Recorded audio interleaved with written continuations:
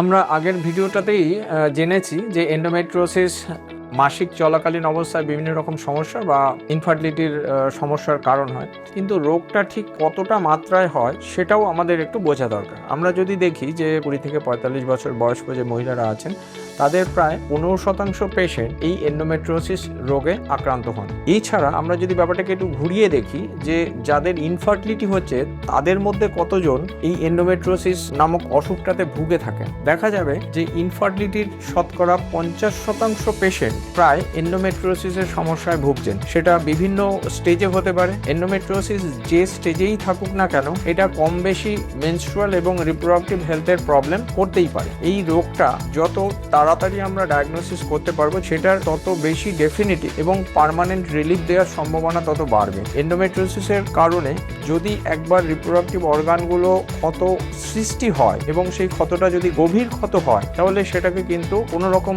ওষুধ বা সার্জারির মাধ্যমে সাংঘাতিক কিছু ইমপ্রুভমেন্ট করা তখন সম্ভব হয় না। কিন্তু আর্লি স্টেজে যদি আমরা জিনিসটাকে ধরতে পারি তাহলে সেটা কিন্তু অনেকাংশেই প্রায় সম্পূর্ণ রোগ মুক্তি অবশ্যই সম্ভব।